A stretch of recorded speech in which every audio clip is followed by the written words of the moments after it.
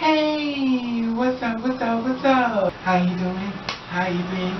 What's going on? What's good? All the kids in here. Somebody's getting for you. What's good, people? Ooh. Ooh, what's good, people? It is a day of another day. We call Tuesday. Anyway, what's good, people? Oh, just airing, you know, sometimes shopping at the dollar store. It's just $1. Anybody better say, what's up, people? I don't know if you know about this, but I had put something on my Facebook page because I had wanted to, you know, to get people to look at what was actually going on as far as the structures of justice. Now, we both know that there's a lot goes on behind the scenes when it comes to justice, and, you know, and I posted on my page, and no one seems to have hit it like or nothing or really paid it no mind. So I figured I'd bring it to YouTube, so I got to make you look at this. Anybody being said. So, you know how a person get locked up and, you know, the cops be out there and, you know, and this is not per se to say all people are bad, first of all. Second of all, this is not a battering type of thing as far as, you know, talking about how bad people are in the world, which we already know they are there. Anyway, so that being said. Now, you know how people go take urine tests and blood tests to see if they, you know, like the tests in crime, forensic science, and, you know, if someone been murdered, they test the blood, and da-da-da. Well, lo and behold, there is a woman by the name of Dookhan.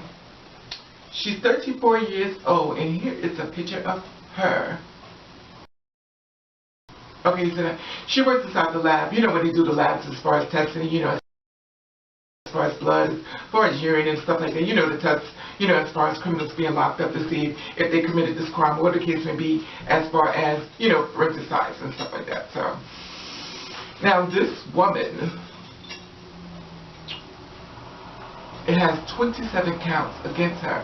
Let me tell you something about her. This is done in Massachusetts.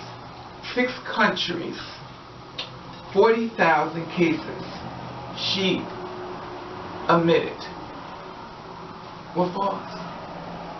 Allegedly, well, not allegedly, but she's admitted. Anyway, 27 counts. Anyway, I'm sorry, 6 counties, 6 countries, 6 counties, I'm sorry, 40,000 cases. Anyway, she has been charged with obstruction of justice, perjury, tamper with evidence while working. Now, at this lab, there was the governor, Deval Patrick, shut down the lab and transferred everything over to the state police. Now, she has had she got caught lying on her resume, and she was brought on 3 counts, I believe, and I believe that's when the whole thing kicked off. So, she was on September, 3 counts, misdemeanor charge, on lying on a resume. Now, of course, she works for the state, and check this out. That affected hundreds of criminal cases. News Center 5's Janet Wu is live in Jamaica Plain tonight. Janet. Well, inside this building, Annie Dookhan created havoc for at least 6 counties.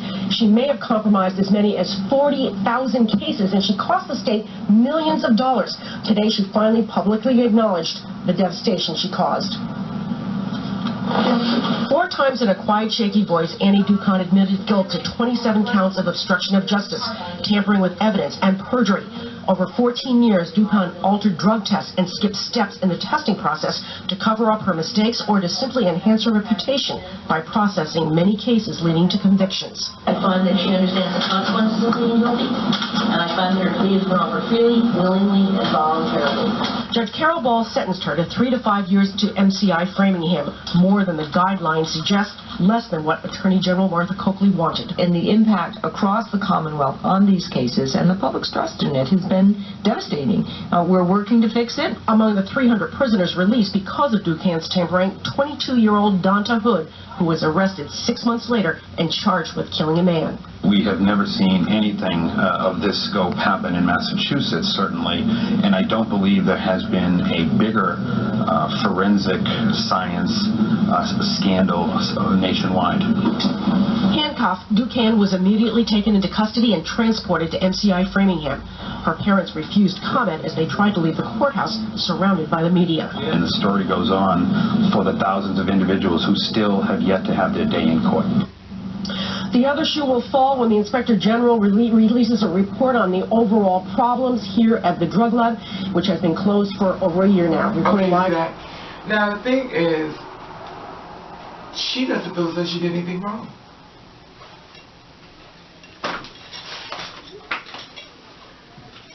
This woman has admitted to tamper with evidence, not doing her job, sending innocent people to jail. I believe it's 14 years she's been doing this.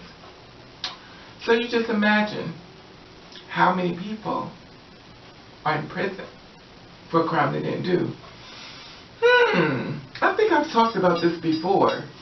You know, when I got the naysayers, it's like, oh no, you know, everything is this and everything. Oh really? So like I said before, you know, understand there's certain things you just can't avoid, you know, as far as cameras and stuff like that. And, you know, and I'm not saying everything is bad, that's not what I'm saying. But they have let a lot of people go. And the thing about it is that she lied, you know, because she didn't do her job.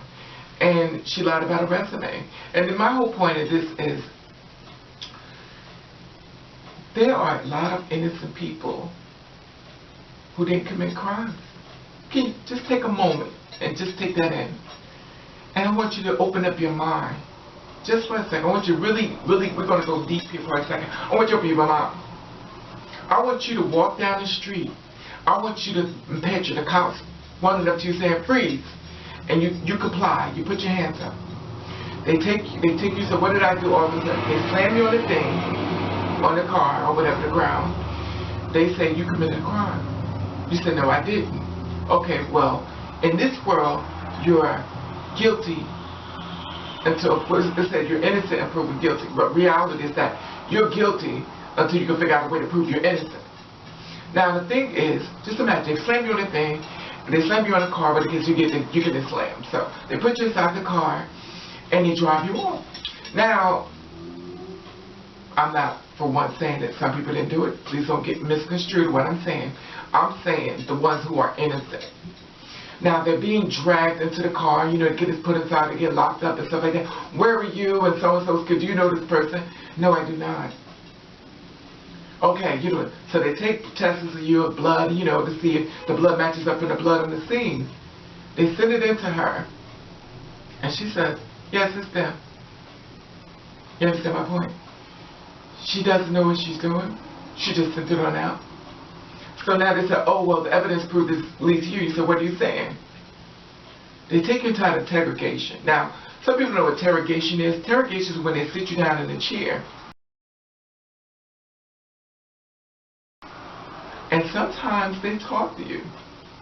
If you are black, probably Latino, Mexican, or case may be, they take you in there and they beat the shit out of you. I mean, they beat you and they beat you and they beat you. Now, the thing is, if they beat you too bad, they're not going to bring you out in front of the judge. Because they'll be like, oh, these injuries came upon, you know, get the person, and these injuries is from the person who got locked up. The victim has got locked up, and they've created this whole thing. Now, what they're going to do is they're going to have you a pep talk. Now, before you walk up in front of the judge, I'm tell you right now, you don't open your mouth, you're going to do more time. So you have to sit there like, stand up there like this. You can't say a word, because you want to get out the door. You want to get out the prison. You can't believe the nightmare that you're living. And everybody's looking at you saying, oh, they did it. There's blood evidence showing that you did it. You know, the thing is, it makes me wonder now of a lot of situations when we think about blood. You know, it's been sent to this woman for 14 years. I believe I'm right, 14. 14, 1 year, 2 years, too many. Now just imagine you didn't do a crime, you've been sitting inside. They had to let 300 people go. 300. Wow. Wow. Wow. And the thing about it is that we need to care about this. This injustice is crazy, but anyway, it is what it is. I felt this needed to be talked about. I felt as though you need to know about it. I felt as though it should not be blown underneath the rug. Because this is something you need to think about if ever you run into a situation like this. You need to be prepared for the unprepared. We know when it comes down to being locked up, you're inside of a prison like a cage. And you know, like I know, a lot of people inside of prison didn't do it. But who's going to believe them? Anyway, I just wanted to put that out there, and I wonder how you feel about this. Did you know that there was this woman out here doing this type of testing? Do you know if she lied on her resume? They closed down, and now she's being indicted, and, you know, you can look her up. Check her out. She said she didn't do anything wrong. Anyway, that being said, I want to thank you for watching. Thank you for subscribing. When you do you, I want you to do the best with it you can. And if nobody don't like it, then fuck off.